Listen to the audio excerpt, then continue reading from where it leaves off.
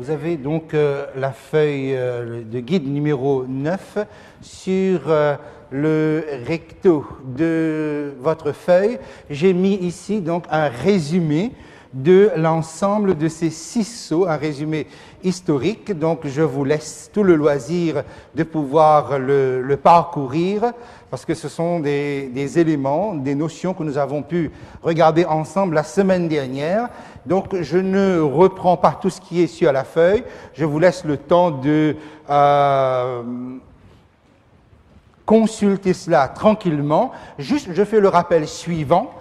Okay, c'est que en fait les sceaux vont nous révéler et mettre en place le creuset dans lequel la mentalité humaine et religieuse s'est forgée au cours des siècles, et au point où nous sommes actuellement, c'est une mentalité religieuse qui est déjà figée. Ça va aller comme cela jusqu'à la fin des temps, et la fin des temps, nous verrons l'aboutissement de quoi? Eh bien, le cheval blanc, la conquête par l'évangile, c'est un évangile puissant, mais la révélation du sceau ne nous donne pas le résultat, ce qui trompe tout le monde, y compris même les élus, y compris même ceux qui y adhèrent à cet évangile. Ensuite, à partir du cheval roux, noir et pâle, nous voyons ici le triomphe, la domination du mal quelque part. Ce n'est pas l'évangile que visiblement nous voyons triompher, mais plutôt l'ennemi, l'opposition de l'évangile.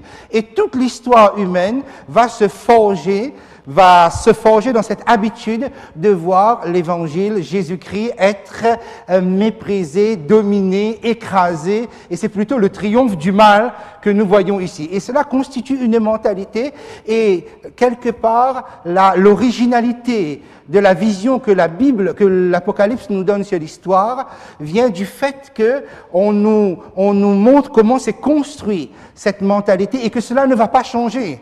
Donc l'histoire est vraiment proche de nous, et nous pourrions même dire nous sommes dans l'histoire. L'histoire n'est pas quelque chose qui se limite, qui se cantonne dans le passé, nous sommes pleinement dedans. Et lorsque nous arrivons au 5e sceau, nous avons ici la réaction des élus.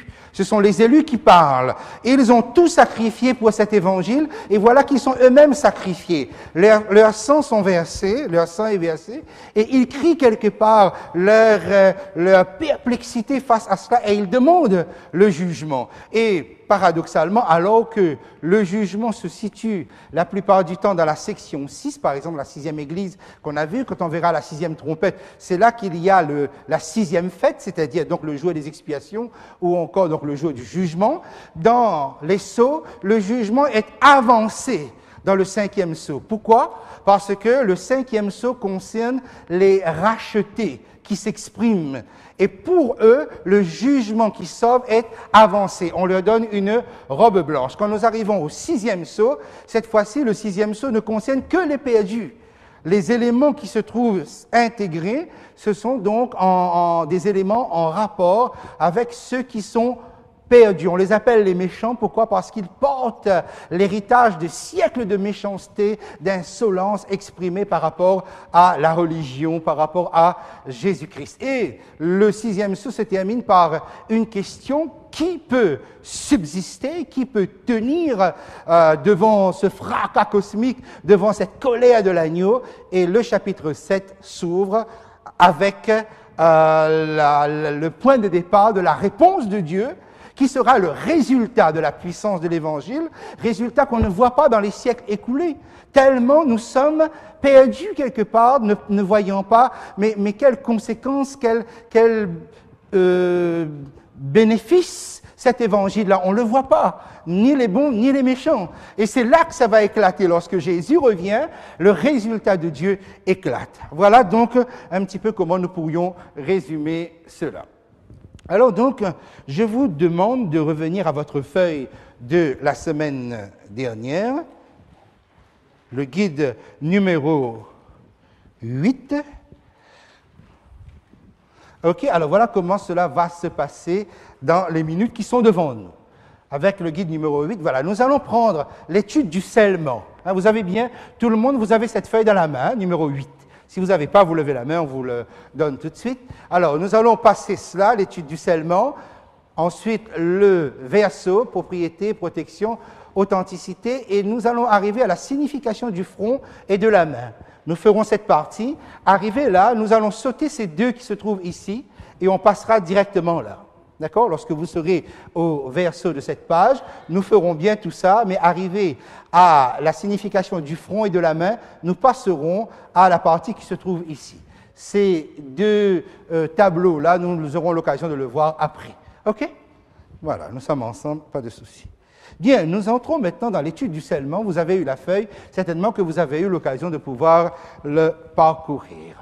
L'étude du scellement. Je vous invite donc à prendre votre livre de l'Apocalypse au chapitre 7. Apocalypse au chapitre 7.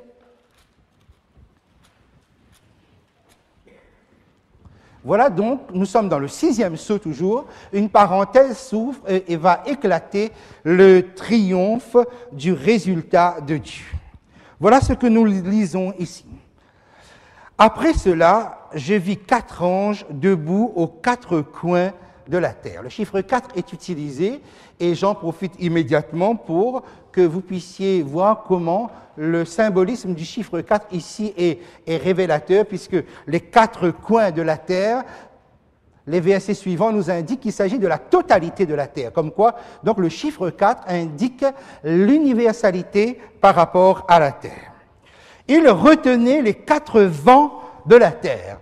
Les vents de la terre, dans l'Ancien Testament, ce sont des vents destructeurs. Ce sont des vents qui ravagent la terre et qui ravagent les peuples, qui ravagent les nations. J'y passe parce que j'aurai l'occasion de revenir par la suite. Ils retiennent les 4 vents de la terre afin qu'ils ne soufflent à point de vent, vent destructeur, c'est-à-dire donc ils empêchent les effets de la folie humaine aller jusqu'au bout, pour le moment. Donc ils retiennent les vents destructeurs. Les vents sont les vents de la terre. Dans le livre de Daniel, nous avons les vents qui viennent du ciel. Ici sont les vents de la terre, pour bien indiquer que ça vient bien des actions des hommes. Afin qu'il ne souffle à point de vent sur la terre, ni sur la mer, ni sur aucun arbre. Donc vous prenez votre feuille, avec votre feuille vous pouvez écrire la première phrase de cette structure. Vous lisez que les anges des 4 vents, ils retiennent les 4 qui sont aux 4 coins de la terre, ils retiennent les 4 vents de la terre afin qu'il ne soit pas fait de mal à la terre, à la mer et aux arbres. Il faut savoir donc que dans la Bible, ces éléments qui sont ici sont tous des symboles des nations et des peuples. La terre, la mer et les arbres sont des symbolismes des nations et des peuples. Là aussi, nous aurons l'occasion de revenir là-dessus. La mer représente quelque chose de désorganisé, de désordonné, d'agité. Voilà pourquoi la Bible considère les nations agitées comme la mer agitée. Agitées parce qu'ils sont sans Dieu, parce qu'ils n'arrivent pas à trouver de repos, de calme. La terre représente un élément beaucoup plus ordonné, beaucoup plus pacifique, beaucoup plus calme, et Dieu va souvent utiliser la terre pour désigner le point de départ initial, le point initial d'un élément qui est susceptible d'accepter son message, mais qui à la fin finit par le rejeter. Par exemple, le peuple d'Israël, contrairement à la mer Méditerranée, qui était la mer qui représente les nations agitées, le peuple d'Israël en face était considéré comme la terre, d'où l'expression la terre promise ou la terre bénie, etc. Le peuple d'Israël était symbolisé par l'élément la terre. Seulement, voilà, cette nation va à son tour rejeter pour vivre comme la mer, pour vivre comme les autres nations. Et Dieu va finir par considérer la terre comme une nation apostate, même si au départ, on a accepté la parole de Dieu.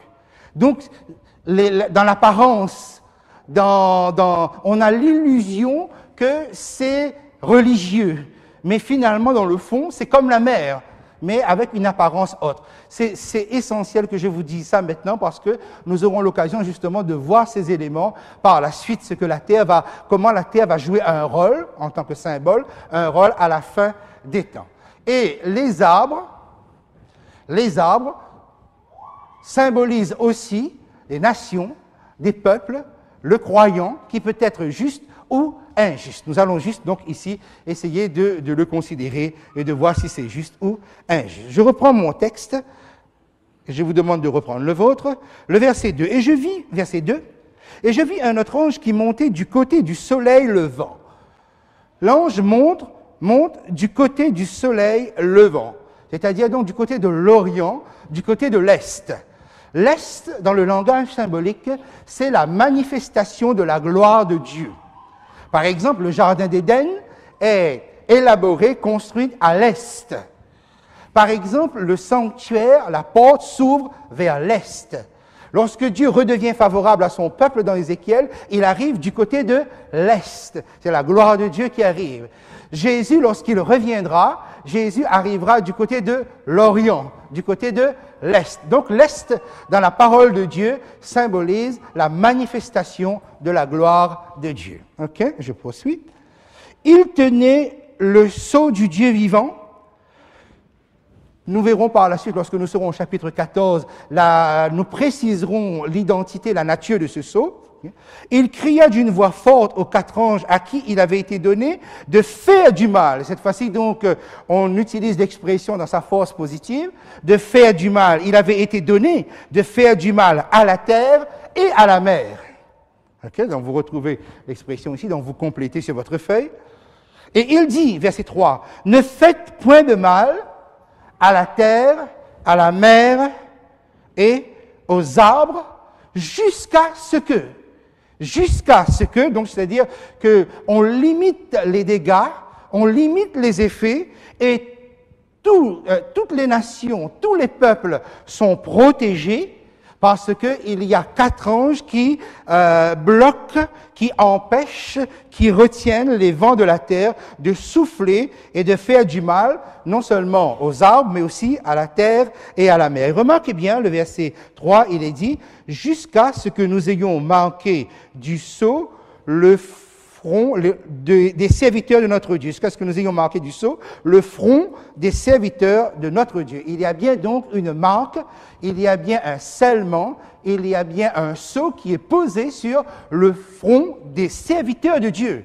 Donc remarquez bien ceci, ce scellement là où nous sommes, ce scellement-là ne fait pas des hommes des serviteurs de Dieu.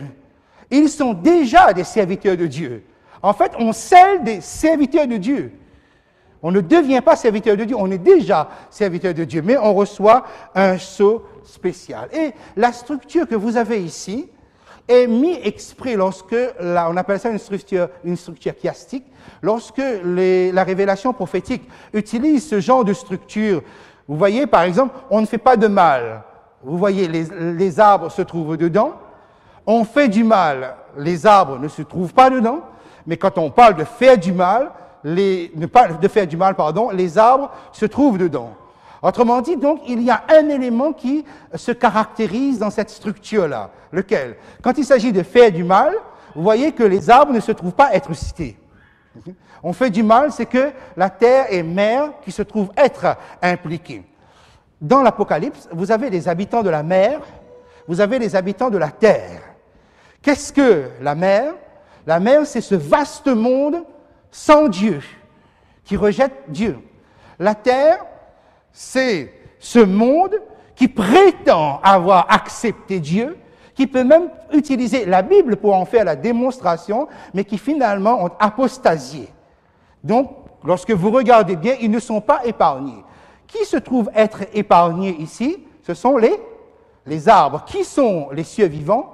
Ce sont les arbres. Mais ce qui est intéressant donc ici, et qui dégage une leçon extraordinaire pour nous, c'est que au fond, si les vents de la terre ne frappent pas plus que cela actuellement, c'est-à-dire que tout le monde, tous les peuples, qu'ils soient ouvertement athées sans Dieu, ou bien qu'ils hostiles à Dieu, ou bien qu'ils aient l'apparence de la religion et donnent l'impression de marcher avec Dieu, tous sont protégés grâce à qui?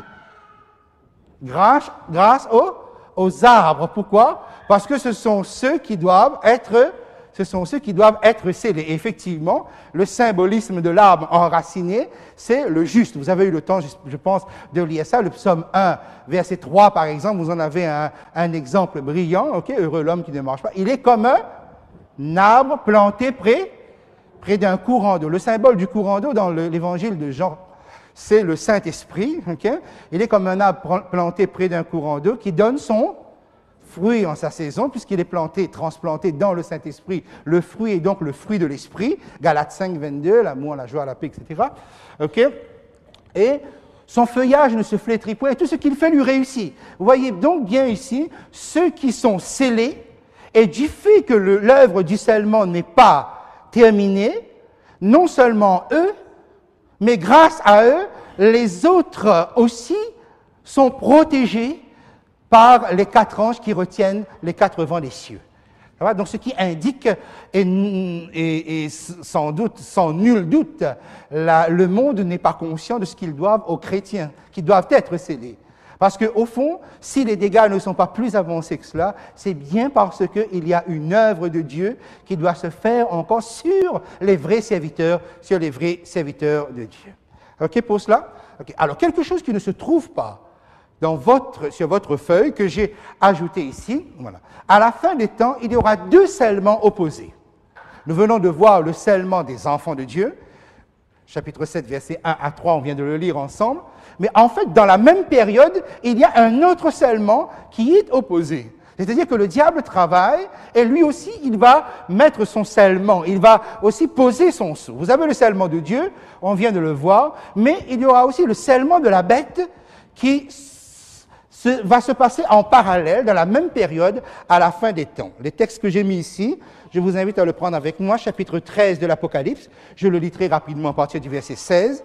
Apocalypse 13, à partir du verset 16. « Et elle fit que tous, petits et grands, riches et pauvres, libres et esclaves, reçussent une marque sur leur main droite ou sur leur front.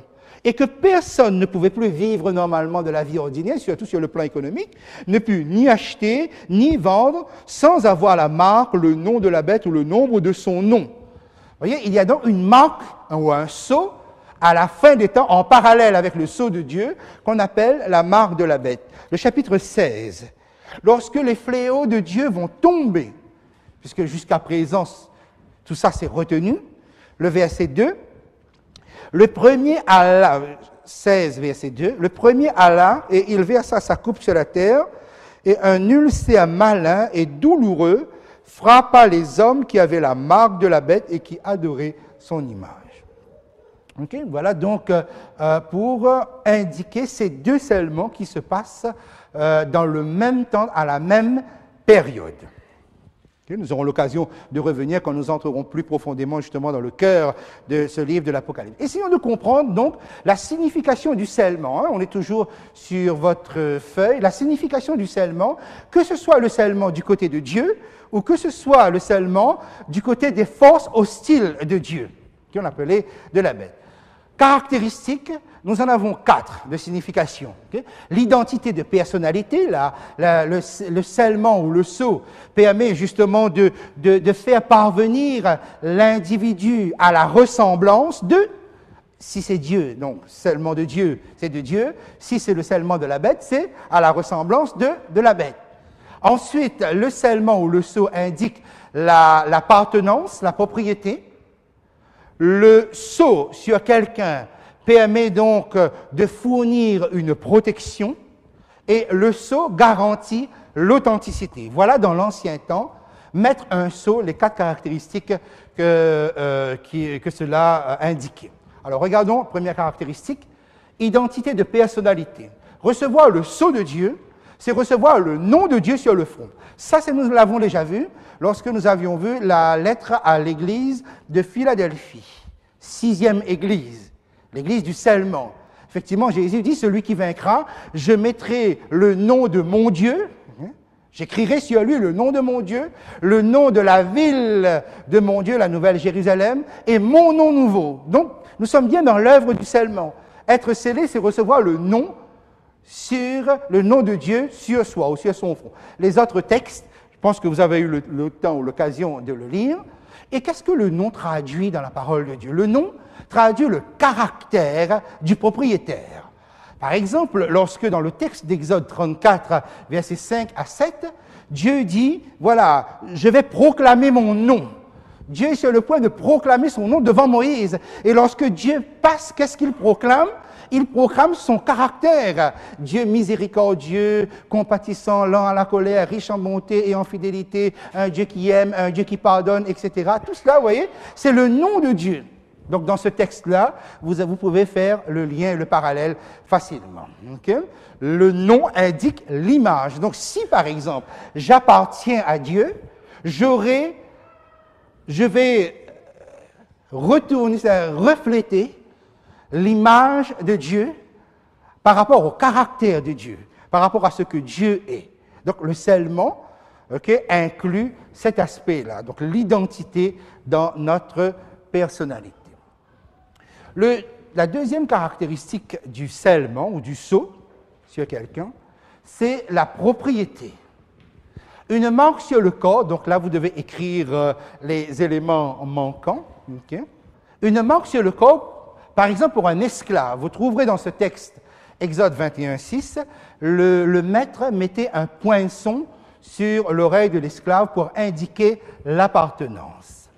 Le cas de la circoncision, c'était aussi un signe ou une marque ou un sceau qui indiquait qu'une personne appartenait à Dieu par l'alliance. L'idée du sceau ici. Le grand prêtre, dans Exode 28, devait mettre sur son front une lame d'or écrit « Sainteté à l'Éternel » ou « Consacré à l'Éternel ». Mais c'était sur le front du souverain sacrificateur. Donc, la marque sur le front indique une consécration spéciale au Seigneur. Et cela est tout à fait logique dans l'Apocalypse, que les serviteurs de Dieu soient marqués d'un sceau parce qu'ils sont appelés un royaume des sacrificateurs qui indiquent leur consécration à Dieu. Voilà pour l'appartenance. C'est bon, je ne vais pas trop vite par rapport à ce que vous êtes en train de noter. C'est bon. Okay? Nous passons maintenant à la protection. Celui qui porte le nom de quelqu'un est placé sous sa protection, son autorité, ou la marque ou le sceau de quelqu'un était immédiatement placé sous son autorité, sous sa protection. On comprend alors qu'à la fin des temps, dans Apocalypse 13, il faut avoir la marque de la bête pour bénéficier des avantages que la bête procure à ce monde. Parce que vous êtes sous son autorité, vous êtes sous sa protection. Mais si vous êtes sous celle de Dieu, effectivement, vous allez déclencher une forme d'oppression sur vous et il va vous falloir une protection de Dieu parce que vous portez l'autorité de Dieu. D'accord?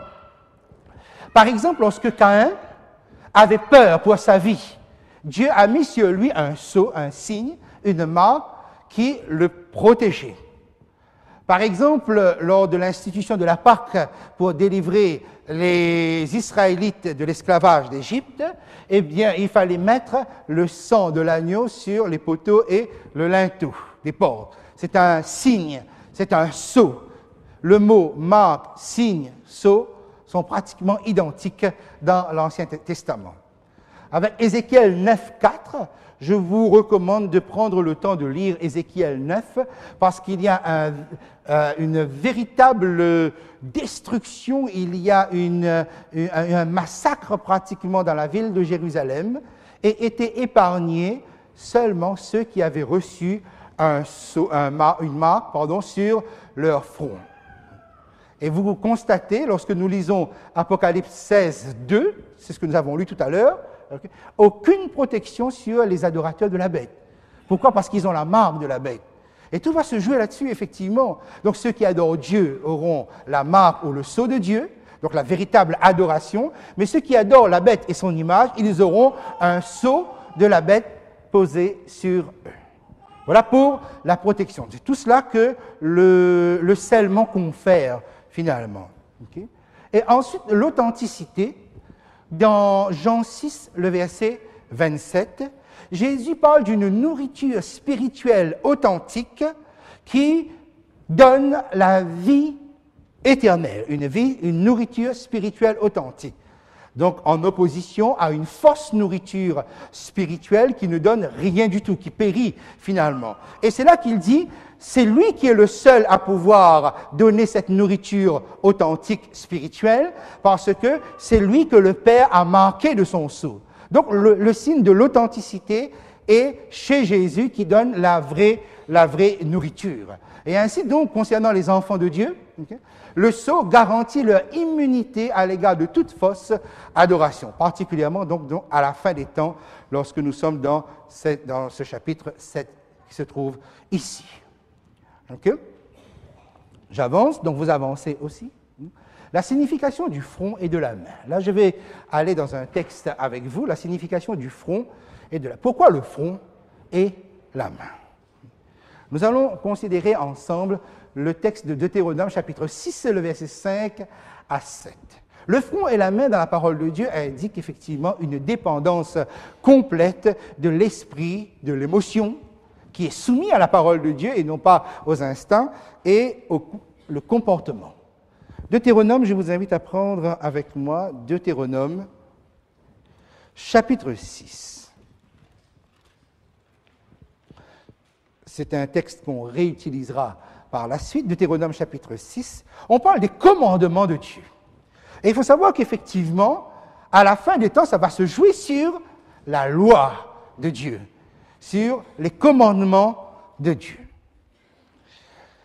Verset 6. Et ces commandements que je te donne aujourd'hui seront dans ton cœur. Vous remarquez que dans l'Ancien Testament, quand Dieu y parle de sa loi ou de ses commandements, c'est déjà une affaire de cœur et non pas une affaire de forme. Les commandements devaient être où? Dans le cœur, et non pas dans la forme, non pas une affaire purement légale, mais dans le cœur. Verset 7. Tu les inculqueras à tes enfants, et tu en parleras quand tu seras dans ta maison, quand tu iras en voyage, quand tu te coucheras, quand tu te lèveras. Donc c'est l'imprégnation de ces commandements dans toute la vie, finalement.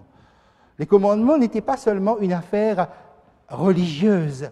Les commandements, c'est quand on se lève, on se couche, on voyage, on se déplace, on parle à ses enfants. Les commandements de Dieu étaient imprégnés dans toutes ces actions de la vie. Donc, forcément, faisaient partie de ce que j'ai mis ici, l'esprit, l'émotion et le comportement. Continue. Verset 8. Tu les lieras comme un signe, marque ou sceau, c'est même mot, ou comme une marque, comme un sceau, sur tes mains, et ils seront comme des frontons entre tes yeux. Marque sur la main, sur le front.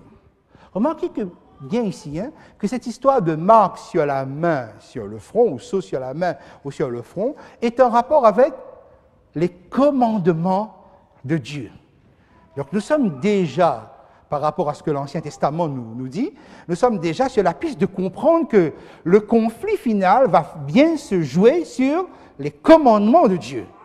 Et que le sceau de l'un ou de l'autre, les deux sceaux opposés, vont se jouer par rapport à l'adhésion aux commandements de Dieu ou le rejet des commandements de Dieu. Le front, c'est donc le symbole de la pensée ou de la réflexion, là où on décide, là où on fait des choix cruciaux, là où on détermine aussi notre destinée.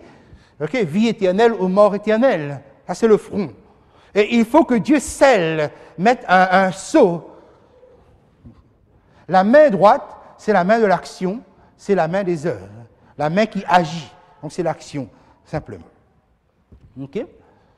Voilà. Maintenant, je passe, comme tout à l'heure, je vous ai dit, à l'encadré qui se trouve à l'autre bout. Okay? Le scellement eschatologique. Que veut dire ce grand mot? Quelque chose de tout à fait simple. Donc, les choses de la fin. Les choses qui vont se passer à la fin des temps. Eschatologique veut dire qui va arriver à la fin. Le scellement eschatologique, c'est le scellement qu'on a lu, puisque là, nous avons considéré le sceau d'une manière générale, dans la généralité. Il y aura un scellement à la fin. Ce scellement-là, il est spécial. Ce scellement que nous venons de lire ici, ça a pour objectif de garantir la fixité du caractère, donc c'est ça que vous écrivez, ok? La fixité du caractère des enfants de Dieu. C'est-à-dire qu'il va arriver à un moment où ceux qui auront persévéré auront besoin pour tenir debout, alors que la colère de l'agneau va apparaître. Pour pouvoir tenir debout, il va falloir que Dieu mette un sceau spécial sur ses enfants. Donc juste, ils le resteront. C'est-à-dire qu'il y aura un moment où votre personnalité ne changera plus. Ce sera certainement le moment où on va le ressembler le plus à Jésus-Christ. Dans quel sens? Actuellement, nous sommes appelés à ressembler à Jésus-Christ. Mais dans ce moment-là, c'est-à-dire le retour de Jésus est vraiment proche. Mais il y a un moment où il a quitté le lieu très saint du sanctuaire céleste et il va apparaître. C'est un laps de temps où il n'y a plus d'intercession. C'est dans ce moment-là que nous allons avoir sur nous, je dis bien nous allons avoir sur nous parce que c'est le souhait que j'ai, effectivement, hein, c'est le souhait que nous avons tous, un sceau qui permet à des individus qui sont dans un corps imparfait, c'est-à-dire donc qui ont un corps qui a l'habitude de l'imperfection, okay, de vivre la perfection. Comment on peut vivre la perfection dans un corps imparfait? Ben, c'est ça que je disais tout à l'heure, donc nous allons certainement, c'est là que nous allons le plus ressembler à Jésus, parce que Jésus, c'était la perfection, c'est-à-dire il ne péchait pas, alors qu'il avait un corps semblable au nôtre. Et nous allons atteindre cette... quand je dis nous, vous avez bien compris, hein, parce que parfois j'ai un peu peur de ce nous-là. Ce n'est pas la prétention, hein, nous sommes là tous dans l'écoute et le parler de l'humilité, bien sûr, ok? Nous espérons en tout cas, vous voyez, c'est là que nous allons ressembler le plus à Jésus-Christ. Mais c'est là aussi que nous allons le plus souffrir, parce que être parfait dans un corps imparfait, c'est douloureux. Okay. Donc, il y aura un sceau, le caractère sera fixé. Hein. Vous avez cette promesse, cette parole dans le chapitre 22, verset 11, une protection spéciale dans la crise finale, donc la plus grande tribulation, lorsque Jésus dit à l'église de Philadelphie, « Je te garderai à l'heure de la tentation », parce que c'est là que ça va se jouer. C'est parce que c'est là où il va falloir tenir debout. Nous-mêmes, nous allons peut-être être ébranlés, nous allons connaître peut-être ce doute de la perfection, puisque Jésus sur la croix a connu un doute de la perfection. Okay? Ce sera le temps de trouble de Jacob. On avait vu, lorsqu'on avait lu Daniel chapitre 12, Daniel parle d'une époque de détresse telle qu'il n'y en a point eu, et on peut le comprendre, ce moment de trouble qui gagnera le cœur des enfants de Dieu. Mais, voilà, on tiendra. Tous ceux qui auront persévéré tiendront. Pourquoi? Parce qu'il y a un sceau sur eux. Le sceau de Dieu avec les quatre caractéristiques, okay? La caractéristique de la ressemblance, la caractéristique de l'appartenance, la caractéristique de la protection spéciale et celle de l'authenticité. Donc il n'y aura rien à craindre malgré tous les troubles qu'il y aura dans le cœur. OK? Pour cette partie du scellement, on a brossé cela assez rapidement, je le reconnais. Okay, donc sans être complet, mais juste pour que vous puissiez comprendre ce qui est en jeu ici. Guide numéro 9 donc, de ce soir, et nous allons sur le verset. Apocalypse chapitre 7, on revient à notre texte de tout à l'heure, verset 4. Et j'entendis le nombre n'est pas donc compté par l'homme. Le nombre est donné. De ceux qui avaient été marqués du sceau, 144 000 de toutes les tribus d'Israël. Il n'y a que 3 fois où le mot Israël est utilisé dans le livre de l'Apocalypse. Là, ici, c'est la 2e fois. Et la 3e fois, c'est lorsque nous avons la description de la Nouvelle Jérusalem. C'est donc très rare, une utilisation très rare. Et ici, c'est intentionnellement que le mot Israël est utilisé, non pas pour faire référence à l'Israël littéral, mais plutôt un Israël symbolique. Que représente Israël? Israël, c'est le nom nouveau que Jacob a reçu après qu'il ait combattu contre l'Éternel, avec l'Éternel. C'est quoi Jacob? Jacob, c'est le détrousseur, c'est le voleur, c'est le trompeur, c'est l'usurpateur, c'est ça Jacob. Et Jacob, toute sa vie, va lutter contre sa propre faiblesse sans y parvenir. Quand est-ce que Jacob obtiendra la victoire? C'est le jour où il luttera avec Dieu, Il sortira de là handicapé, mais Dieu le déclare vainqueur. Et c'est là tout le sens du livre de l'Apocalypse. Lorsqu'on a lu à celui qui vaincra. Dieu s'adresse à qui dans le livre de l'Apocalypse? Dieu s'adresse aux vainqueurs. Les lecteurs de l'Apocalypse sont des vainqueurs potentiels. Et Jacob, c'est quoi? Jacob qui devient Israël, c'est un Jacob vainqueur. Donc, dans ce sens-là, les rachetés reçoivent le nom d'Israël. Dans quel sens? Que vous êtes des combattants et vous avez combattu avec Dieu et malgré la lutte, vous sortez de là handicapés, mais vous êtes victorieux. Plus que vainqueur. Merci beaucoup, effectivement. Okay? Donc voilà un nombre qui est donné, et ce nombre, il est symbolique, évidemment, puisque même l'ordre des tribus qui sont données ici n'est pas l'ordre que nous avons dans l'Ancien Testament, et c'est à dessein. Ensuite, les tribus, après l'exil, n'existaient plus comme telles. On arrivait encore à identifier plus ou moins les tribus de Juda, de Benjamin, de Lévi, mais toutes ces 12 tribus n'avaient même plus de sens à l'époque de Jésus même, pour vous dire. Okay? Donc ici, nous sommes vraiment dans une application symbolique. Nous aurons à appliquer les 144 000 dans un sens symbolique. Regardons donc la symbolique des nombres. Alors ici aussi, chaque fois donc avec le livre de l'Apocalypse, il faut définir les notions. Nous entrerons dans certains détails par la suite, mais regardons ensemble les chiffres qui composent le 144 000, le 3, le 4, le 12 et le 1000. 3 fois 4, 12 fois 12, fois 1000, 144 000. Voilà donc les chiffres qui nous intéressent ici. Le chiffre 3, c'est le chiffre de la perfection de Dieu. J'ai mis quelques éléments sur votre feuille, la création, la Trinité, le sanctuaire composé de 3 parties, etc. Okay? Donc je passe assez rapidement, une fois j'ai eu l'occasion d'y faire aussi allusion. Le chiffre 4, sans aller plus loin, tout à l'heure j'avais attiré votre attention sur le verset 1er de ce chapitre 7, le chiffre 4, c'est le chiffre de la terre, le chiffre de l'humanité. Quand on parle de la terre et que on veut faire référence à la terre, on utilise le chiffre 4, mais dans son universalité. Okay? Maintenant, pour passer à comprendre le chiffre 12, il serait intéressant que nous puissions faire la différence avec le chiffre 7. OK, donc cela se trouve sur votre feuille, c'est bon, je peux y aller, voilà. 7, c'est 3 plus 4, et 12, c'est 3 fois 4. Les deux, 7 et 12, sont les chiffres de la plénitude. C'est-à-dire donc, ce que Dieu accomplit, il accomplit dans ce qui est complet, c'est-à-dire dans ce qui est plein. C'est jamais à moitié, c'est jamais 90 ou 99%. Dieu vraiment agit dans la plénitude. C'est quoi 3 plus 4 qui donne 7?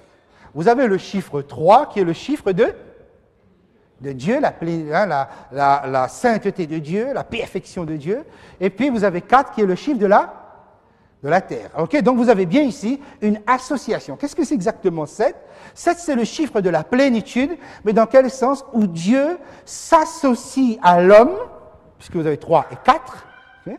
Dieu s'associe à l'homme dans un processus qui va vers la perfection, qui doit déboucher sur la perfection. Donc 7 traduit avant tout un processus. Par exemple, la semaine de la création. C'est-à-dire, tout n'est pas complet, tout n'est pas parfait, bien que tout est bon, tant qu'on n'arrive pas au chiffre 7. Or, c'est graduellement, c'est progressivement qu'on arrive au chiffre 7. Et quand on arrive au 7e jour, le sabbat, là, vous avez donc la perfection dans la plénitude. D'accord? Donc, Dieu aboutit progressivement, mais avec l'homme. Sinon, 7 n'a aucun sens si l'homme n'est pas présent. 6e jour, l'homme est présent. Okay? Par exemple, les 7 fêtes que nous avons étudiées ensemble et que nous retrouvons le déroulement, la réalisation dans le livre de l'Apocalypse. C'est exactement la même chose. Les 7 fêtes correspondent aux 7 étapes du salut en Jésus-Christ, de la mort de Jésus jusqu'à l'élimination définitive du péché.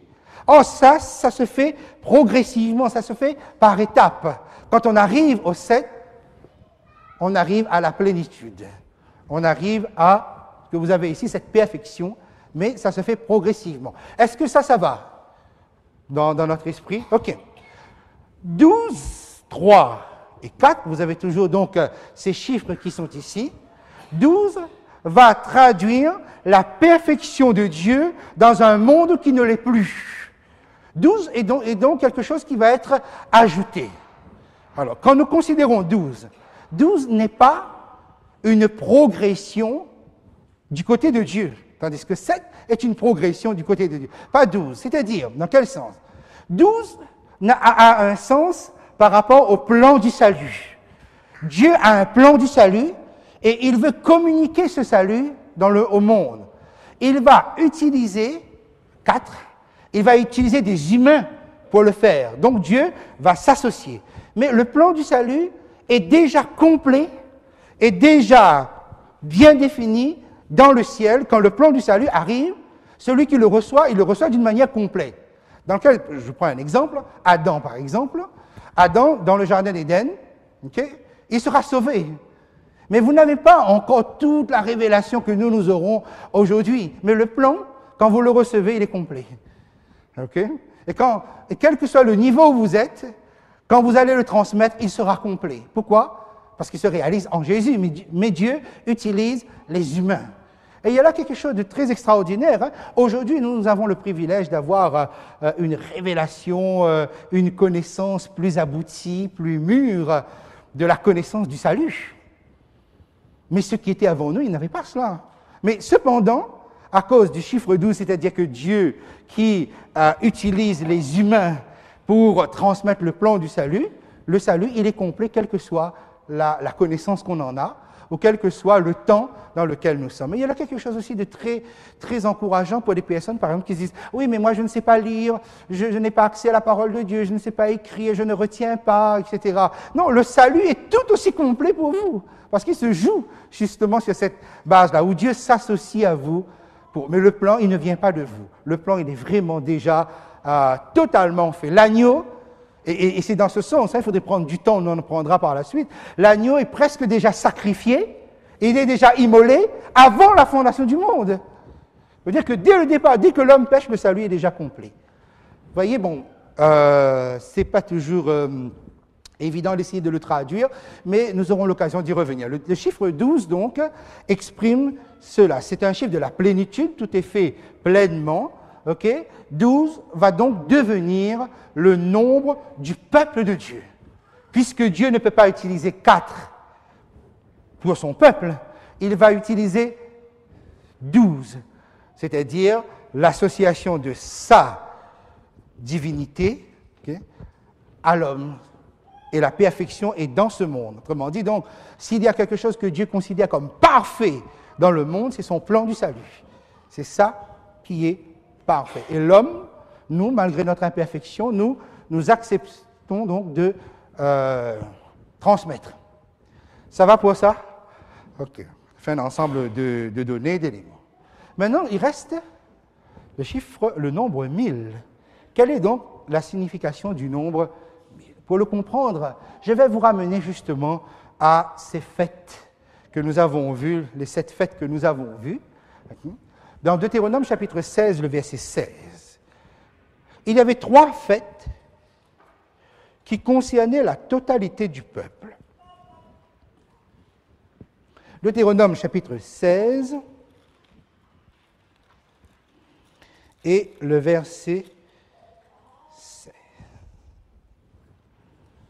Vous l'avez? 3 fois par année, tous les mâles d'entre vous se présenteront devant l'Éternel, ton Dieu, dans le lieu qu'il choisira.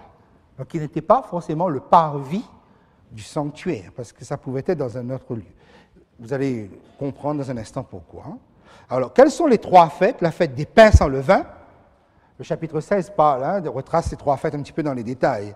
Au verset 1er, on l'appelle la Pâque. Vous vous rappelez, comme on avait dit, c'est interchangeable. La Pâque s'appelait la fête des pains sans levain, la fête des pains sans levain pouvait s'appeler la Pâque. Donc, la Pâque, ou la fête des pains sans levain, la fête des semaines, ou encore la Pentecôte, et la fête des tabernacles.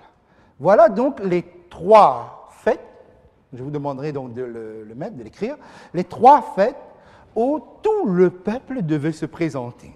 Ici, vous avez l'expression « tous les mâles », parce que le décompte se faisait par les hommes ou par les garçons à partir de l'âge de 20 ans. Mais quand on disait tous les hommes ou tous les mâles, cela impliquait tout Israël, cela impliquait toute l'assemblée. C'était une façon de décompter. Je prendrai l'exemple, lorsque Jésus avait fait la multiplication des pains. Dans Matthieu chapitre 14, le verset 21, ceux qui donc s'intéressent par exemple à des petits arguments qui permettent d'éclairer ce genre de choses. Okay? Matthieu, qui est un homme de comptabilité, puisque c'est un ancien publicain, c'est un homme qui connaît les chiffres, les finances, c'est un homme qui est donc pointilleux dans les chiffres. Matthieu nous dit, voilà, tous ont mangé, ils ont été rassasiés. Et le nombre était d'environ 5000, sans les femmes et les enfants. Vous remarquez donc le décompte, comment ça se fait? C'est-à-dire, on compte 5000 sans les femmes et les enfants. Ça veut donc dire que le chiffre réel n'est pas donné. On compte, quand on compte, ce n'est pas un système discriminatoire, hein, simplement une manière qu'on avait dans l'ancien temps de faire un dénombrement, en quelque sorte. Donc, on ne va pas vous donner le nombre complet, mais vous remarquez qu'on vous donne un nombre en dessous, nettement. Puisque ça veut dire que soit il y avait au moins 15 000, soit il y avait peut-être 20 000, quoi. Mais la Bible ne vous dit pas, quoi. Jésus a nourri 20 000 personnes, ok? C'est-à-dire, donc, on ne gonfle pas le chiffre. Au contraire, on le diminue, on vous donne juste le nombre des hommes, ok, sans les femmes et les enfants. Il y a là une mentalité qu'on ne connaît pas aujourd'hui, parce qu'aujourd'hui, on a plutôt tendance à gonfler les chiffres. Par exemple, si vous entendez une manifestation qui se fait dans la société, vous allez entendre les organisateurs vous dire « Oh, on avait 50 000 personnes !» C'est la police toujours qui ramène ça à des proportions moins. Vous dire il y avait 20 000, 25 000, etc. Okay? Et c'est intéressant la remarque. Pourquoi? Parce que vous remarquez que la Bible n'est pas un livre qui exagère. Très important. Hein? La Bible va donner, peut-être tout à son honneur, non pas un chiffre ronflant ou gonflé, mais plutôt plus restreint, quand on fait le décompte. On dit 5 000 sans les femmes et les enfants. Donc, le chiffre réel, on ne le connaîtra pas. Hein. Donc, retenez la petite information parce que cela peut servir. Voilà pourquoi quand on dit tous les mâles, ça veut dire tout Israël, tous les hommes étaient concernés. Le chiffre ne nous concerne pas comme tel. OK? Voilà. Il y avait donc 3 fêtes qui concernaient tous les Israélites. Ils étaient impliqués où qu'ils se trouvaient et ils devaient venir dans un lieu que Dieu avait choisi. Mais il y avait une fête qui n'impliquait pas la totalité, la présence totale de toute l'assemblée d'Israël. C'était la 6e fête. Pour cette fête, le peuple avait besoin de représentants. Pourquoi? Parce qu'il fallait être présent dans le parvis du sanctuaire.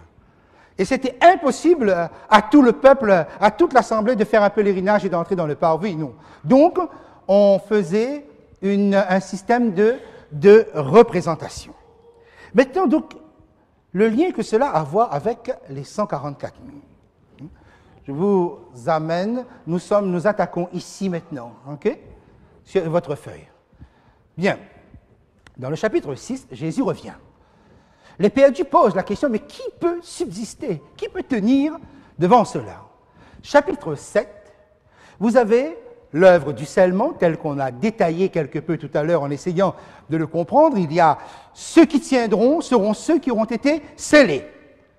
Mais voilà qu'on nous donne un chiffre, donc, qui procède d'un recensement, qui procède d'un dénombrement. Donc, vous écrivez recensement. Donc maintenant, nous allons juste comprendre le sens du recensement, le principe du recensement dans l'Ancien Testament. Parce que c'est ce principe-là que le livre de l'Apocalypse a repris dans un langage, dans une tournure symbolique, pour nous faire comprendre ce qui va se passer à la fin des temps. Okay? Donc la question est posée, qui va tenir? Ceux qui auront été scellés et ils auront été recensés. Le chiffre est donné. Le chiffre est symbolique. Donc 144 000 n'est pas 144 000 exact. Non, c'est un nombre symbolique. Nous sommes dans une tournure symbolique. Nous sommes dans le principe du recensement. Dans la Bible, vous n'avez que 2 recensements que Dieu a commandés. Il y a bien eu un recensement avec David, ça venait de lui, on sait qu'il a payé cher cela. Seul Dieu peut ordonner un recensement. Et puis, par contre, nous avons avec Esdras et Néhémie, mais là, c'est dans des conditions autres de réveil et de réforme. Mais le recensement que Dieu a commandé, on en a 2. Dans Nombre, chapitre 1er, et Nombre 26. Pour quelle occasion? Et là, le principe est situé ici. Dieu, dans la Bible, demande un recensement lorsqu'on est sur le point d'entrer ou de prendre possession de l'héritage promis ou de l'héritage attendu, de la terre promise, de la Canaan céleste, comme on dit certains, okay? Ou bien de la Jérusalem céleste, du royaume des cieux, pour le livre de l'Apocalypse. Donc, recensement, attention. Ça veut dire qu'on est sur le point d'entrée. Okay? Maintenant, comment se passe ce recensement-là? Je vous emmène un instant dans Nombre, chapitre 1er, très rapidement. Nombre, chapitre 1er. Nombre, chapitre 1er. Là où Dieu demande le recensement. Regardez bien. Verset 2. Faites le dénombrement de toute l'assemblée des enfants d'Israël. De qui? De toute l'assemblée. Toute. Selon leur famille. Très important, un dénombrement se faisait par des comptes de famille. Okay? Selon les maisons de leur père, en comptant par tête les noms de tous les mâles. Mais avant ce dénombrement, okay, avant qu'on arrive à la totalité de l'assemblée des enfants d'Israël, il y avait un autre recensement qui était fait. Ce sera verset 4. Il y aura avec vous un homme par tribu, chef de la maison de ses pères. Et là, les 12 tribus auront chacun un représentant. C'est ce recensement qui précédait le recensement général. Le verset 16, cela a amené une première convocation. C'est la convocation de ce recensement de représentants qu'on appelait chefs de 1000. Je le lis maintenant. Tels sont ceux, il y avait 12 personnes qui représentaient les tribus. Tels sont ceux qui furent convoqués à l'assemblée princes des tribus de leur père, chefs des milliers d'Israël, ou chefs des 1000 d'Israël. Ensuite, verset 17, Moïse et Aaron prirent ces hommes qui avaient été désignés par leur nom, et ils convoquèrent toute l'assemblée ensuite. C'est la deuxième convocation. Le premier jour du second mois, on les enregistra selon leur famille. Alors, nous résumons. Dieu demande le recensement de la totalité. Mais on prenait les enfants mâles. Vous vous rappelez ce que je vous ai dit tout à l'heure avec les mâles de plus de 20 ans, 20 ans au-dessus. Mais avant ce recensement-là, il y avait un autre. Il fallait une représentation des chefs qu'on appelle les chefs de 1000 ou les chefs de milliers. Ce sont ceux-là qui étaient convoqués en premier devant Moïse et Aaron. Quand ils étaient là, ces chefs de 1000 ou de milliers, là, Moïse et Aaron ont convoqué, appelé la totalité. Et remarquez bien que le recensement de la totalité, on ne connaissait jamais vraiment le nombre. Le nombre était inconnu. Pourquoi? Parce qu'on ne recensait que les enfants mâles. Donc la totalité, la réalité du chiffre n'était pas connue. Hein. Vous gardez ça? Bien. Maintenant, je reviens à notre... Ce qui était important et que nous venons de lire lorsque Dieu demande un recensement, c'est la famille. Vous notez, famille. Le recensement se faisait par famille, selon les familles. Dans l'Ancien Testament, le mot « élève », qu'on traduit par « 1000 », c'est le même mot qu'on traduit par « famille ». D'ailleurs, nous avons un avantage en français, puisque donc, vous retrouvez, c'est à cause du latin, hein, milia, familia, okay? Vous retrouvez 1000 dans le mot « famille », c'est le même mot. Si nous allons un instant dans Michée, chapitre 5, Michée, chapitre 5, hein, très rapidement avec moi, voilà ce que je lis. « Et toi, Bethléem Ephrata, petite entre les milliers de Juda, de toi sortira pour moi celui qui dominera sur Israël, etc. » Voyez le mot « millier » qui est là, c'est le même mot que le mot « famille ». Petite entre les familles de Juda. Le mot « élève », se traduit par 1000 ou famille. Je fais une petite, j'ai sélectionné quelques versions pour vous. Michée 5.1, on vient de lire. Par exemple, dans la version Darby reprend exactement la version seconde que nous avons. Petite entre les milliers de Juda. Vous voyez le mot millier qui est là, c'est le mot élève. Si vous prenez par exemple la Tob ou Jérusalem, vous allez voir, on va vous dire, petite parmi les clans de Juda. Donc 1000 n'est pas un chiffre exact. 1000, c'est un chiffre qui désigne un groupe d'appartenance avec des liens qui sont tissés, biologiquement, on peut dire comme ça. Okay? Si vous prenez par exemple la synodale, vous allez voir que la synodale a traduit « petite parmi les familles de Juda ». Le mot « millier » est traduit, rendu par « famille ». Bien, si vous prenez aussi la BFC, la Bible en français courant et non pas la Banque française commerciale, même si ça leur ferait du bien de traduire un peu la Bible, qui sait, peu importante parmi celles des familles de Juda. Vous voyez? Donc le mot 1000 peut être traduit par famille, ou famille peut être traduit par 1000. Okay? Lorsqu'on donc parle de ce type de recensement. Vous n'avez pas ça, mais si ça vous intéresse, je vous le donnerai par la suite. Donc, je reviens à mon schéma de tout à l'heure. Famille équivaut à 1000. La famille, c'est un nombre, ou le clan, c'est un nombre. Et chaque famille était représentée par un chef de famille. Quand on parle de famille ou de 1000, c'est d'une personne qu'on parle et qui représentait sa famille. Okay? Et la question qu'on posait tout à l'heure, mais pourquoi Dieu ordonne un recensement de cette structure quand on est sur le point d'entrer dans la terre promise? C'est à cause justement de l'héritage. C'est à cause du partage des territoires. Parce que le terrain, le morceau de terre, était donné au chef de famille. Vous retenez ça, hein? Rien de ce que je dis n'est innocent ou dit comme ça. Hein? Ça a vraiment son importance pour ce qui suit. OK? Donc, quand vous lisez dans le livre de l'Apocalypse, qui est hébraïsé, qui s'inspire essentiellement de l'Ancien Testament, okay? 144 000, c'est 144 familles. Autrement dit, 144, c'est un chiffre symbolique qui s'inspire de 12 fois 12, puisqu'on aura besoin de ce 144 plus tard lorsqu'on sera dans le chapitre 21, mais 144 familles représentées par un chef. Donc, 144 chefs de famille. Et ainsi, par ce moyen, tout le peuple de Dieu se trouve être représenté. Okay? Tout le peuple de Dieu se trouve être représenté ici. OK? Attention, je continue, je poursuis. Si jamais j'ai changé trop vite, vous me dites, je reviens, voilà, c'est juste ça. Okay? Maintenant, nous revenons un instant au jour des expiations. Okay? La 6e fête. Le jour des expiations, lorsque vous regardez ce schéma, vous avez vraiment l'impression de ces images, vous avez vraiment l'impression de rites sataniques. Vous avez des boucs, effectivement c'est le bouc pour Azazel, vous avez du sang, tout est sombre. Et encore, donc, on n'a pas une très belle qualité d'image du vidéoprojecteur qui n'a pas de lumens assez performant pour cela, mais ce n'est pas bien grave. Que se passait-il le jour des expiations, qui était la fête la plus austère? C'était la fête qui demandait non pas la présence totale du peuple, c'était impossible, mais qui demandait des représentants de famille, de chefs de famille qui devaient être présents.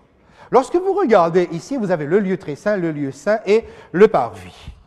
Le système était un système de transfert de péché au moyen du sang. Très élaboré. On n'imagine pas, mais c'était très élaboré parce que, finalement, on transfère toujours de l'impur au pur par le moyen du sang.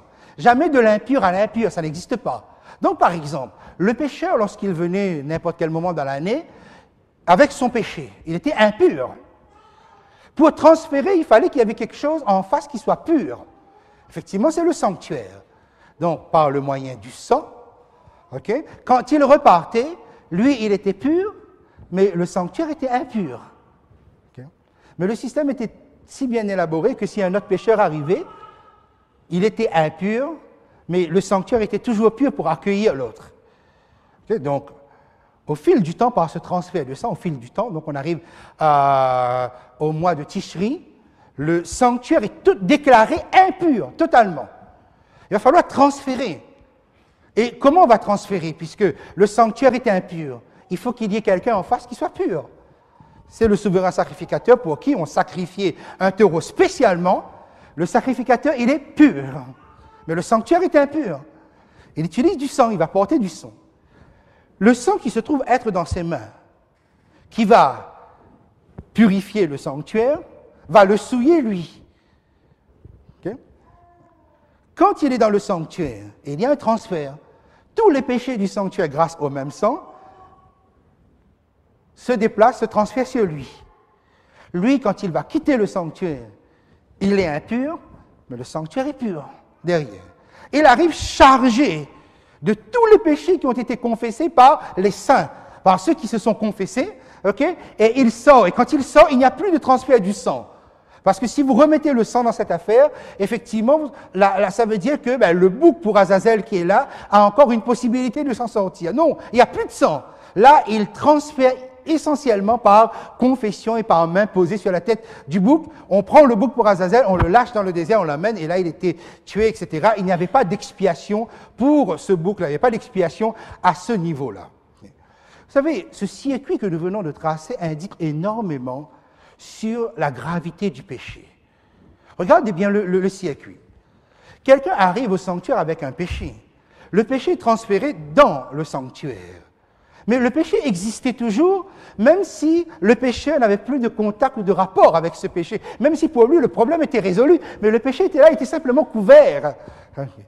Et ensuite, l'année, il fallait tout un système pour que le péché sorte de là, se transfère sur le souverain sacrificateur, qui sort du sanctuaire, qui le transfère sur le bouc, et le bouc porte, le péché est toujours existant quelque part.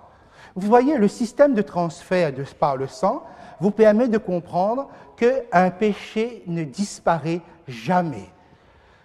Il n'est plus votre problème parce que quelqu'un le couvre. Et c'est bien cela le sens du propitiatoire. Mes amis, glorifiez, bénissez Jésus-Christ tous les jours de votre vie. Parce que si le ciel ne peut plus relever vos défauts, c'est bien parce que quelqu'un, non pas a fait disparaître le péché, mais il le couvre. Mais il est toujours là. Essayez d'imaginer tous ces péchés depuis Adam ou le péché de Caïn, ou tout ce que vous voulez, tout ça sont encore des réalités qui sont devant Dieu. Et les péchés, essayez d'imaginer ce que nous avons commis. Si ces péchés ne sont plus notre affaire, mais ils sont toujours une réalité par rapport au système du sanctuaire. Et qui va le porter la peine définitive? Jésus a porté la peine de mon péché. Okay? Il est mort éternellement, mais il a vaincu la mort éternelle. Or, pour que la parole de Dieu ait tout son sens, il faut que quelqu'un le porte, puisque le salaire du péché, c'est la mort éternelle, quelqu'un le porte et meurt avec ça. Or, regardez bien, quand le souverain sacrificateur sortait, et nous voyons bien ici toute l'implication que cela donne à la sacrificateur de Jésus, okay? C'est que finalement, les péchés que vous commettez vont être portés, transférés sur celui qui sera lâché dans le désert et qui va mourir éternellement avec ça. Oui, voilà, donc c'est encore, si vous voulez, pour vous, il est sorti de votre vie, mais il est quelque part. Okay? Il va être éliminé, c'est encore dans l'avenir. Okay? Mais que va-t-il se passer alors pour tous ceux qui n'ont pas transféré leur péché sur Jésus et dans le sanctuaire? Eh bien, ils vont mourir eux-mêmes, ils vont porter la peine, c'est-à-dire ils seront exécutés en même temps que l'adversaire qui va porter la finalité, la pénalité dernière. Le diable ne portera pas les péchés de ceux qui n'ont pas accepté Jésus. Il paiera pour les péchés que vous avez commis. Dans la finalité, alors essayez d'imaginer tous ceux qui vont mourir sans sauveur, tous ceux qui vont mourir sans expiation. Mes amis, ce sera terrible. Ce sera quelque chose qui est terrible. Et cela donc me permet de vous amener à ceci. Nous sommes dans le sanctuaire, le jour de la purification du sanctuaire, c'est-à-dire le jour des expiations. Okay? Le parvis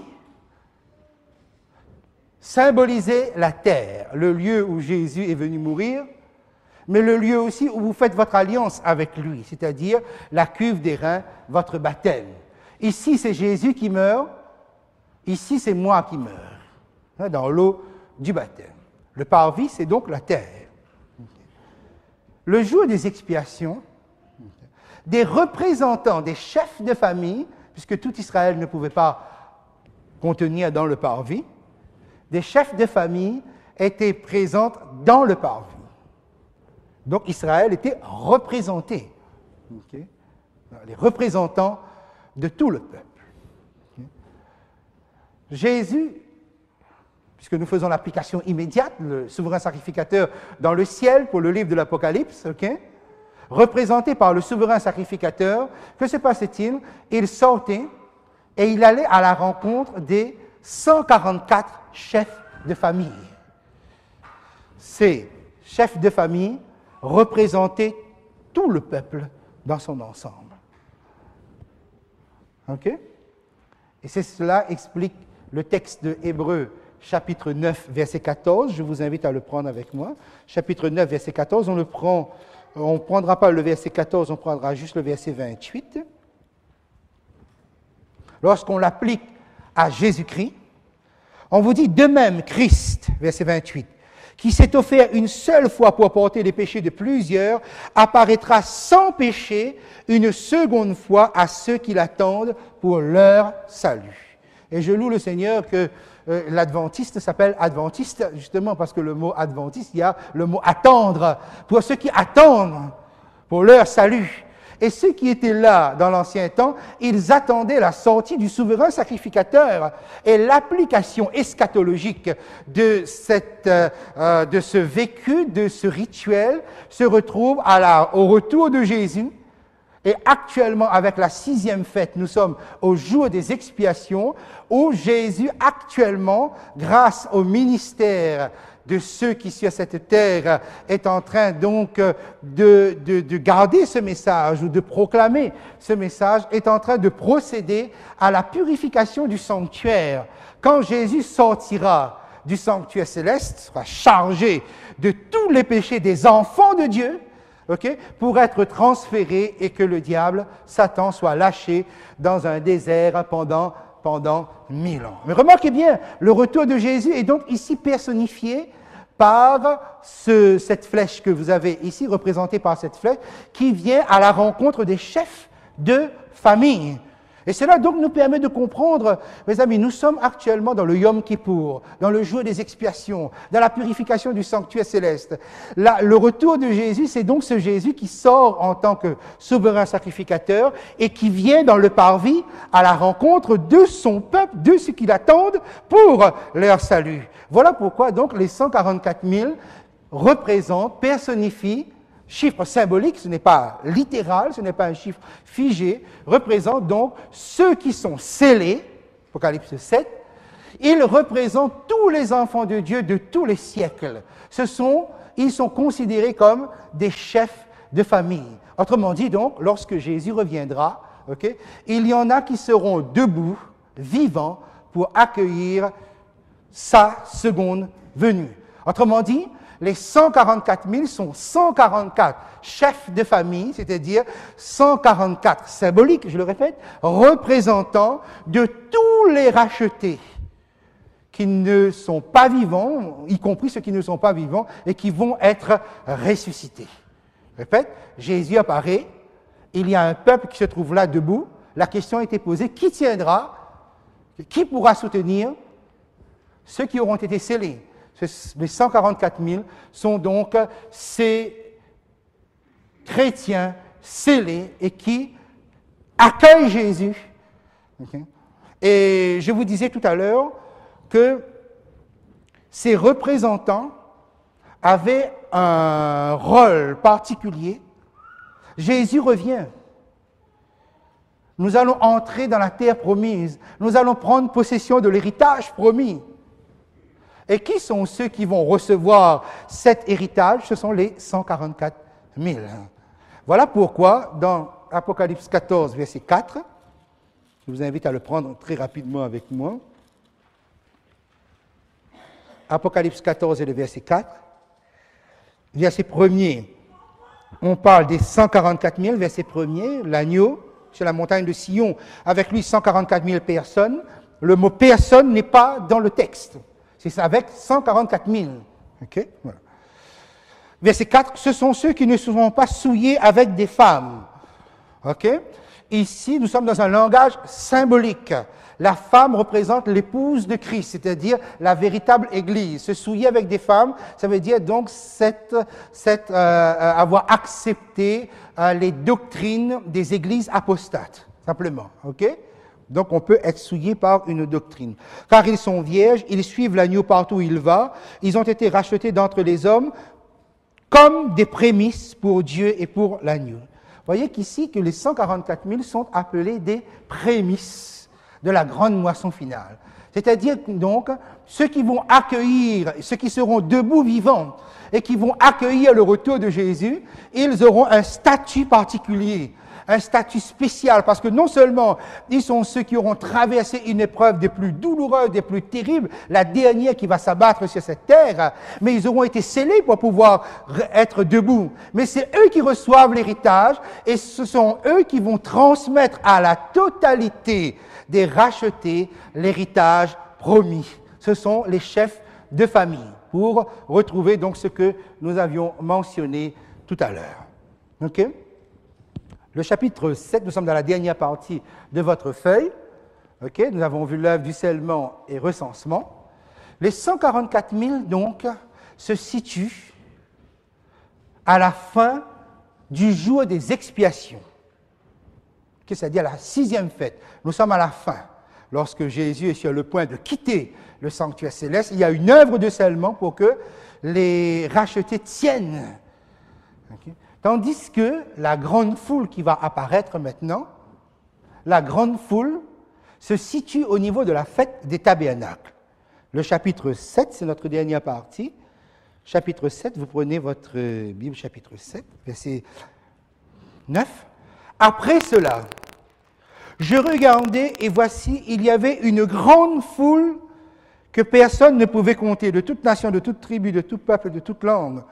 Ils se tenaient devant le trône et devant l'agneau, revêtus de robes blanches et des palmes dans leurs mains. Les palmes à la main, Lévitique 23, vous indique que vous êtes bien à la fête des tabernacles, parce que c'était la fête la plus joyeuse, et c'était à cette fête, la dernière, la 7e fête, c'était à cette fête donc on prenait les branches de palmier, on se réjouissait devant l'Éternel. Mais vous avez remarqué qu'après un nombre qu'on a décompté, 144 000, vous avez une grande foule. Et qu'est-ce qui est rajouté comme information?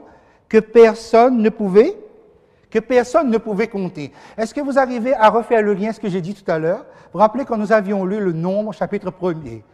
On a compté les chefs de milliers. Ils étaient là devant Moïse et Aaron. Mais derrière la grande assemblée d'Israël, je vous ai dit qu'on ne pouvait pas connaître le compte. Pourquoi? Parce qu'on comptait par les enfants mâles. Vous vous rappelez? Donc on ne connaît pas le nombre. Ça implique comment dire cela? La totalité d'Israël. Et lorsque nous le ramenons dans le livre de l'Apocalypse, il s'agit de la totalité des rachetés qui se trouvent dans la fête la plus joyeuse. Autrement dit, donc, les rachetés qui sont morts entre-temps, ils vont ressusciter. Ce sera la grande foule. Ils vont participer à la dernière fête. Ce sera la grande foule, c'est-à-dire l'ensemble, la 7e fête, la totalité des rachetés physiquement présents. Et physiquement présents, où ça? Où est-ce qu'ils sont? Ils sont devant le trône, ils sont devant l'agneau, c'est-à-dire, donc ils sont où? Ils sont dans le sanctuaire céleste. Et rappelez-vous, lorsque nous avions vu le chapitre 4-5, ce groupe n'y était pas. Le groupe des rachetés n'y était pas. Pourquoi? Parce qu'on était encore sur cette terre, on était à la fête de la Pentecôte. Mais là, Jésus est revenu. Où vous les trouvez? Vous les trouvez devant le trône de Dieu. Et regardez comment l'apôtre Jean, puisqu'il était là donc tout à sa perplexité, un vieillard lui pose la question, ou un ancien, qui sont-ils? D'où sont-ils? 2 questions sur l'identité et sur l'origine. Verset 14. L'ancien lui dit, ce sont ceux qui viennent de la grande tribulation. C'est quoi la grande? C'est où était la grande tribulation? C'était les 6 sceaux parce que nous sommes nous sommes en train d'en finir le 6e sceau, mais ce sont le déroulement des 6 sceaux, de tout ce qu'on a souffert, ils se sont demandé, mais jusqu'à quand? Ils demandent le jugement, ils demandent la vengeance. Sont tous les chrétiens, ils sont là, ils viennent de la grande tribulation, et regardez bien leur identité. Ils ont lavé leurs robes et les ont blanchis dans le sang de l'agneau. Remarquez bien que l'identité de ceux qui composent la grande foule n'est qu'en rapport avec l'expérience avec Jésus. C'est-à-dire, ils ont lavé leurs robes, ils les ont blanchis dans le sang de l'agneau. Donc, rapport avec non seulement Jésus, mais avec la mort de Jésus. Remarquez bien, mes amis, je le dis ici, vous savez pourquoi les perdus vont autant regretter? Parce qu'ils vont se rendre compte que, au fond, le salut était la chose la plus facile sur cette terre. Et c'est ça qu'ils ont méprisé. Et remarquez, c'est quoi votre expérience? C'est quoi votre identité? Quelqu'un qui a lavé sa robe dans le sang de l'agneau et qui a blanchi sa robe dans le sang de l'agneau. Tout est en rapport avec Jésus qui a tout fait. Remarquez bien, ce n'est pas le nombre de pèlerinages, ce n'est pas le nombre de prières, ce n'est pas le nombre de dîmes que vous avez donné, ce n'est pas ceci ou cela. Mais est-ce que votre expérience avec Jésus est authentique? C'est aussi simple, mes amis. Jésus a tout fait et c'est par Jésus que vous avez accès et que vous êtes là maintenant devant le trône, vous êtes là dans le sanctuaire céleste. Et regardez jusqu'où ça va aller. Okay, le texte poursuit, verset 15. C'est pour cela, parce qu'ils ont fait cette expérience avec le sang de Jésus, avec le Christ lui-même, c'est pour cela qu'ils sont devant le trône de Dieu et le servent jour et nuit dans son temple. Ils sont au service dans le sanctuaire céleste. Et quand vous allez plus loin dans le livre de l'Apocalypse, qu'est-ce que vous voyez? Vous voyez, lorsque Jésus est revenu, chapitre 19, chapitre 20, Satan est lié, jeté dans le désert. Mais quelle période vous avez maintenant? Vous avez ce qu'on appelle les 1000 ans. Et que se passe-t-il pendant les 1000 ans? Ce sont tous les élus. Ils sont sacrificateurs, ils règnent et ils jugent. C'est eux maintenant qui vont juger. Mais qu'est-ce qu'ils vont juger? Le jugement est terminé. Vous savez qu'est-ce qu'ils vont juger? Ils vont justifier Dieu. Ils vont dire que tout ce que Dieu a fait est juste. Qu'il n'y a pas de mauvaise décision, il n'y a pas d'injustice. Remarquez bien, parce que même dans mon cœur, il peut y avoir un sentiment. Essayez d'imaginer. Je suis avec quelqu'un parmi vous, on est bien, on est frères, on marche ensemble, on fait tout, on prie ensemble, on jeûne ensemble, on va à l'église ensemble, et tout. Et puis voilà, je suis sauvé et lui, il n'est pas. Je dis, attendez, est-ce que Dieu ne s'est pas trompé quelque part? Mes amis, qu'est-ce que vous connaissez de la vie de quelqu'un? Okay? Qu'est-ce que vous connaissez de la vie de quelqu'un? Une personne peut vous tromper. Si on ouvre le livre, regarde, tout a été fait, mais voilà, ça ne correspondait pas. Et on justifie le juste jugement de Dieu. Il faut 1000 ans pour cela. Pendant les 1000 ans, ils servent Dieu nuit et jour. Et qu'est-ce que Dieu fait? Au verset 15, Dieu dresse son habitation, puisque le mot tabernacle est dans ce texte, c'est-à-dire que Dieu dresse son tabernacle, Dieu dresse sa tente sur eux. Dieu habite. Et on comprend pourquoi, parce que c'est eux qui sont en train de justifier Dieu. Et remarquez bien maintenant comment les choses vont se présenter. Si vous remontez au verset 11, verset 10, ils criaient d'une voix forte. Et ce qu'il criait d'une voix forte dit énormément. Le salut est à notre Dieu qui est assis sur le trône et à l'agneau. Voilà ce qu'il crie. Jusqu'à présent, c'était les anges, les êtres vivants, c'était les 24 anciens, c'était tout ça qui criait là. Le ciel est en adoration. Mais maintenant, mes amis, ce sont les rachetés qui crient. Et qui sont les rachetés? C'est vous et moi, j'espère. Vous savez où on sera transféré lorsque Jésus reviendra? On sera nous-mêmes devant le trône et on va crier. Et regardez ici ce que ça déclenche comme réaction. Verset 11. Tous les anges se tenaient autour du trône et des vieillards et des 4 êtres vivants. Ils se prosternaient sur leur face devant le trône et ils adorèrent Dieu en disant Amen, la louange, la gloire, la sagesse, l'action de grâce, l'honneur, la puissance et la force soit à notre siècle, à notre Dieu au siècle des siècles. Amen. Et ça, mes amis, je trouve extraordinaire. Et ça, je voudrais vous dire une chose, mes amis, ratez tout sur cette terre, ratez les diplômes, ratez le meilleur travail que vous voulez, ratez le plus grand rendez-vous, mais ne ratez pas ce rendez-vous devant le trône de Dieu et devant l'agneau. Vous savez pourquoi? Parce que peut-être effectivement que vous souffrez actuellement, peut-être que vous avez toutes sortes d'interrogations, de perplexités, mais mes amis, quand dans le ciel, quand vous allez dire le salut est à notre Dieu, quand vous direz une parole qui émane de votre témoignage, plus personne d'autre ne parle que vous. Parce que tout le monde veut entendre ce que vous dites. Tout le monde veut savoir, connaître le poids d'un tel témoignage. Les anges qui n'ont pas péché, ils ne savent pas ce que c'est que souffrir sur la terre. Ils voient, ils compatissent, ils ont un ministère auprès de nous, mais ils n'ont pas traversé ce que nous traversons. Voilà pourquoi, mes amis, quand nous démarrons les 1000 ans dans le ciel, le respect, la crainte et l'honneur qui se tournent vers tous les rachetés, ils disent une parole sur Dieu, ils disent une parole sur l'agneau, tout le monde se prosterne, tout le monde adore Dieu. N'est-ce pas là le sens du témoignage? Et mes amis, vous voulez que je rate ça? Est-ce que vous allez rater ça? Jamais. Non, non, c'est le plus merveilleux cadeau qui nous est donné d'être associés à un tel service. Non, manquez tout, mais ne manquez jamais un témoignage puissant que le ciel attend depuis trop longtemps de vos lèvres. Il loue, il glorifie le ciel tout entier, éclate en louange en donnant les 7 attributs du Seigneur. Ça, c'est ce que Dieu nous promet, ça, c'est ce que nous allons vivre. Et on comprend alors pourquoi le verset 16-17 se termine de cette façon. Ils n'auront plus faim, ils n'auront plus soif, et le soleil ne les frappera point, ni aucune chaleur. Mais ça, c'est les problèmes du désert, parce que notre vie est un désert. Comme Israël, après être sorti d'Égypte, ils étaient dans le désert, ils ont connu la faim, la soif, le soleil, la chaleur, ils ont connu tout ça. C'est ce que vous connaissez sur le plan spirituel. Non, vous ne connaîtrez plus cela. C'est fini la marche dans le désert. Verset 17. Car l'agneau qui est au milieu du trône les paîtra et les conduira aux sources des eaux de la vie, et Dieu essuiera toute larme de leurs yeux. Et là, vous avez l'accomplissement de ce psaume 23 que nous connaissons, hein, où nous arrivons à la réalisation du psaume 23. L'agneau qui est au milieu du trône les paîtra et les conduira aux sources des eaux de la vie. Cela se termine, ce chapitre 7, par le psaume 23. Oui, mes amis, ratez tout, manquez tout sur cette terre, mais ne manquez pas cette place, votre place, devant le trône de Dieu. Et puisque ça se termine avec l'allusion au psaume 23, je vous propose qu'exceptionnellement ce soir, nous puissions le lire ensemble. Vous voulez bien? Parce que ce sont les promesses, un des plus beaux psaumes qu'on a. Et je vous propose qu'on le termine ce soir.